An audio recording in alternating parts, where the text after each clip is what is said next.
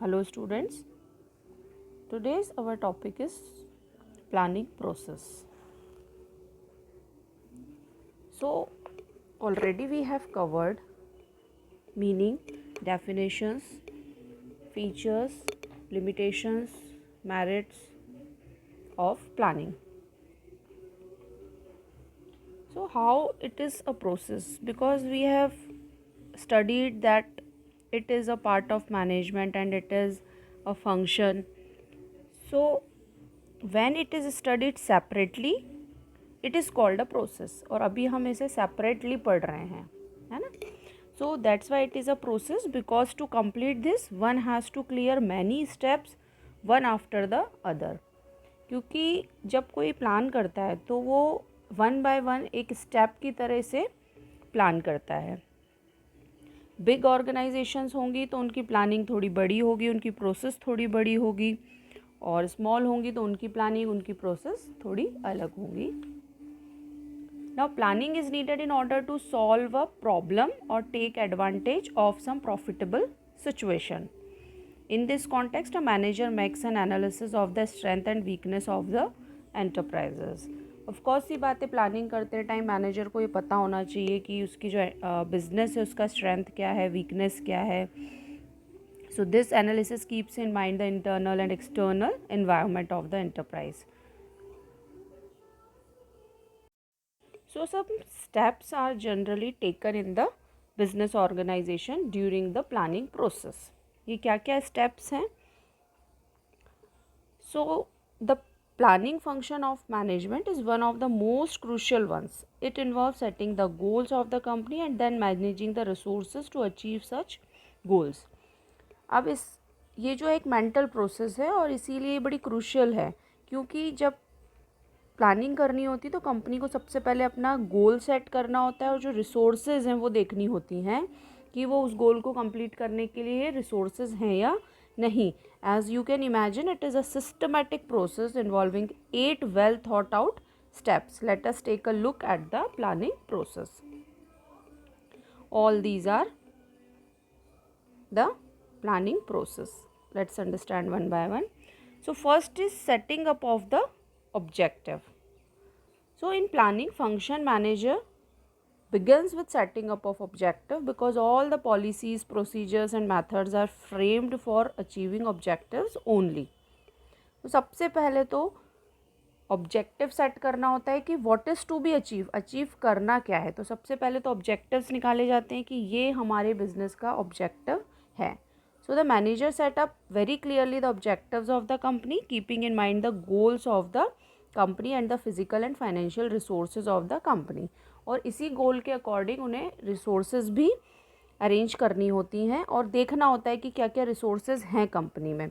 Manager prefers to set up goals which can be achieved quickly and in specific limit of time. After setting up the goals, the clearly defined goals are communicated to all the employees. Set करने के बाद ये सभी employees को बताए जाते हैं ताकि जो मिडिल लेवल है या लोअर लेवल है वो जब वर्क करें तो वो उनके माइंड में वो ऑब्जेक्टिव रहे कि एक्चुअली हम जो वर्क कर रहे हैं उसका ऑब्जेक्टिव है क्या, हमें अचीव करना क्या है. So this is the first step, that is setting up of the objectives. Now second is developing premises.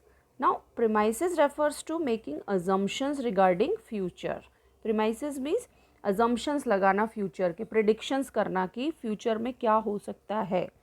So premises are the base on which plans are made. जैसा कि हम पहले भी बात कर चुके हैं कि जो प्लानिंग है वो फ्यूचर को ध्यान में रखकर बनाई जाती है. तो पहले से गेसेस किए जाते हैं, प्रिडिक्शंस लगाए जाते हैं according to business. It is a kind of forecast made keeping in view existing plans and the any past information about various policies. तो पास्ट भी चेक किया जाता है, पास्ट इंफॉर्मेशन, पास्ट एक्सपीरियंस, और फ्यूचर भी ध्यान में रखा जाता है. So there should be total agreement on all the assumptions. सारे अजम्पशंस को देखा जाता है, जो भी फ्यूचर में हो सकता है वो अज्यूम किया जाता है. So the assumptions are made on the basis of forecast. Forecast is the technique of gathering information. It means कि जो अजम्पशंस लगाए जा रहे हैं उनकी इंफॉर्मेशंस भी कलेक्ट की जाती है, क्योंकि कोई अजम्पशंस भी लगाया जा रहा है तो वो भी सोच समझ के डिसाइड किए जाते हैं कि ये अजम्पशंस हो सकते हैं. So common forecast are made to find out the demand for a product, कि किस टाइप की डिमांड हो सकती है प्रोडक्ट. अगर वो कंपनी कोई प्रोडक्ट बना रही है तो उसकी डिमांड कैसी रहेगी. चेंज इन गवर्नमेंट और कॉम्पिटिटर पॉलिसी, टैक्स रेट, ये सारी चीज़ों का पता लगाया जाता है. So that is called developing premises, means to make assumptions. Now listing the various alternatives for achieving the objectives. So एक पहले तो ऑब्जेक्टिव सेट किया जाता है, फिर एक लिस्ट बनाई जाती है कि उस ऑब्जेक्टिव को कंप्लीट करने के लिए क्या क्या एक्टिविटीज़ की जानी हैं, क्या क्या अल्टरनेट्स हमारे पास अवेलेबल हैं. So after setting up of objectives, the manager make a list of alternatives through which the organization can achieve its objective, as there can be many ways to achieve the objective and managers must know all the ways to reach the objective. So जितने भी alternate हैं उनको लिखा जाता है और फिर manager must know all the ways to reach the objective, और उसको हर एक अल्टरनेट से पता होना चाहिए किस अल्टरनेट को चूज़ करने से उसे ऑब्जेक्टिव पता होगा. तो सबसे पहले तो वो लिस्ट बनाएंगे. And for example, if the objective is to increase in sale by 10%, अगर आपका ऑब्जेक्टिव क्या है 10%, तो ऑब्जेक्टिव तो सेट हो गया. Then the sale can be increase. अगर आपको 10% सेल इंक्रीज़ करना है तो सेल इंक्रीज़ करनी पड़ेगी. So by adding more line of products, या तो प्रोडक्ट्स क्या करना पड़ेगा 10% इंक्रीज़ करने के लिए सेल को ऐड करना पड़ेगा और प्रोडक्ट्स, ठीक. बाय ऑफरिंग डिस्काउंट, या डिस्काउंट देना पड़ेगा. By increasing expenditure on advertisement, ये करना पड़ सकता है, एडवर्टाइजमेंट पे एक्सपेंडिचर करना पड़ सकता है. Market share in the market increase करना पड़ सकता है. Appointment by appointing salesman for door to door sale. So ये सारे जो अल्टरनेट्स हैं वो लिस्ट बनाई गई कि अगर 10% इंक्रीज़ करना है तो कौन कौन से अल्टरनेट्स हमारे पास अवेलेबल हैं. So managers list out all the alternatives as we have seen in the example. Now manager has listed the alternatives. Now after alternatives, अब उसने लिख लिए. Now evaluation of different alternatives, अब उनको इवैल्यूएट किया जाएगा. How? After making the list of various alternatives along with the assumptions supporting them, the manager starts evaluating each and every alternatives and notes down the positive and negative aspects of every alternative. अब जो उसने alternates लिखे हैं कि 10% अगर उसे increase करना है तो उसे डिस्काउंट देना पड़ेगा या सेल्समैन अलग से अपॉइंट करना पड़ेगा जो डोर टू डोर जाएगा. तो ये हर एक जो उसने अल्टरनेट लिखा है उसका नेगेटिव भी देखना पड़ेगा और पॉजिटिव भी देखना पड़ेगा मैनेजर को. So after this the manager starts eliminating the alternatives with more of negative aspect and the one with the maximum positive expect. तो जो नेगेटिव है उसे हटाएगा कि अगर ये अल्टरनेट अगर उसने लिया कि डिस्काउंट वाला अल्टरनेट है तो वो अगर सूट नहीं कर रहा है बिज़नेस को तो वो उसे हटाएगा कि नहीं ये नेगेटिव एस्पेक्ट है. सो जो नेगेटिव एस्पेक्ट वाले होंगे वो अल्टरनेट वो हटाता जाएगा और पॉजिटिव वाले को रखेगा और फिर उसमें से बेस्ट अल्टरनेट चूज़ करेगा. So the alternatives are evaluated in the light of their feasibility.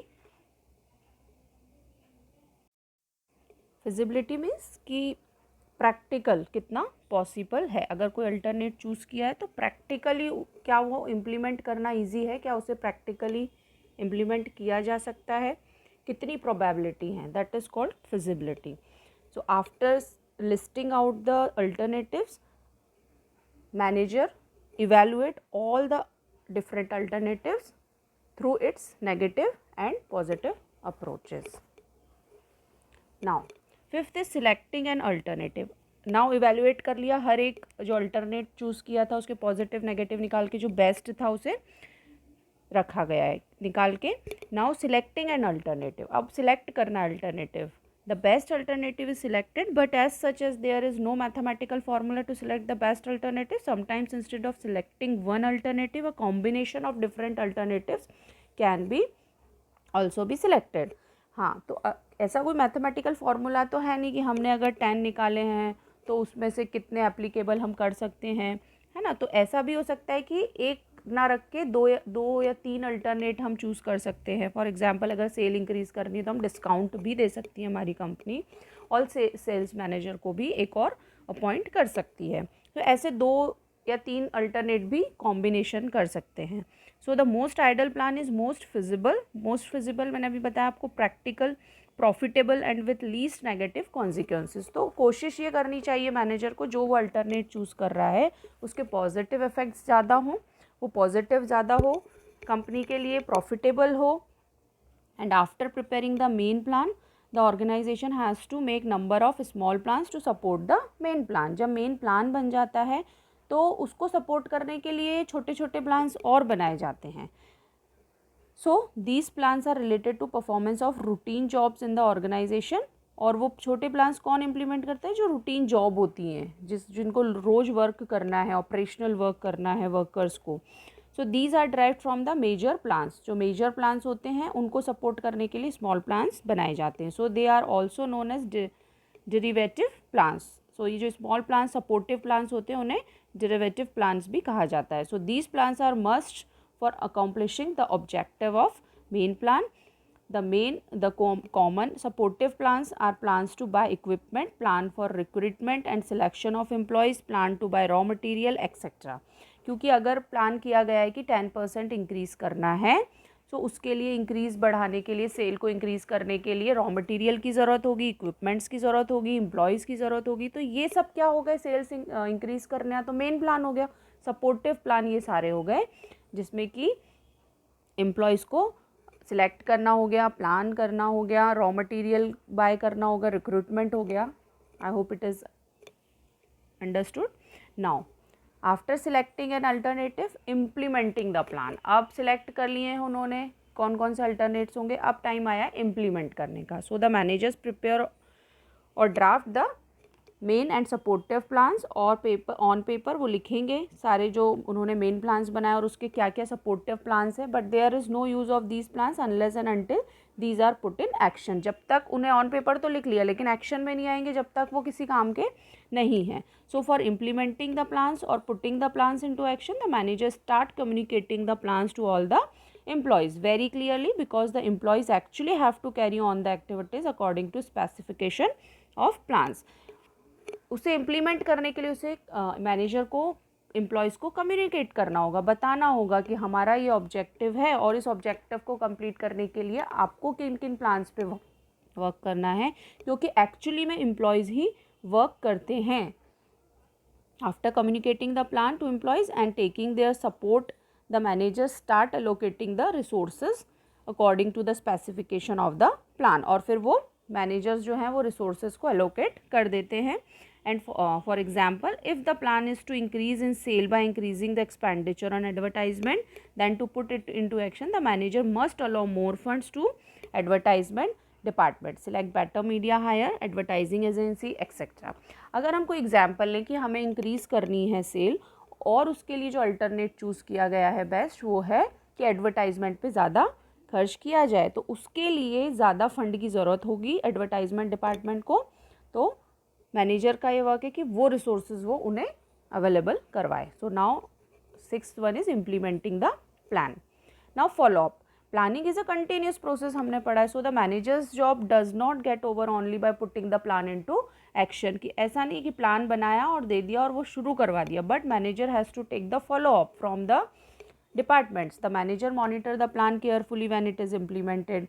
The monitoring of plan is very important because it helps to verify whether conditions and predictions assumed in plan are holding true in present situation or not. If these are not coming true, then immediately changes are made in the plan. जैसा कि हम पहले भी पढ़ चुके, changes होते हैं, dynamic environment में बिजनेस एग्जिस्ट करता है, तो मैनेजर को ये पूरे टाइम वॉच करना होता है कि जो प्लान उन्होंने बनाया है वो प्रेजेंट सिचुएशन से कोप अप कर पा रहा है या नहीं, या उसे चेंज करने की ज़रूरत है.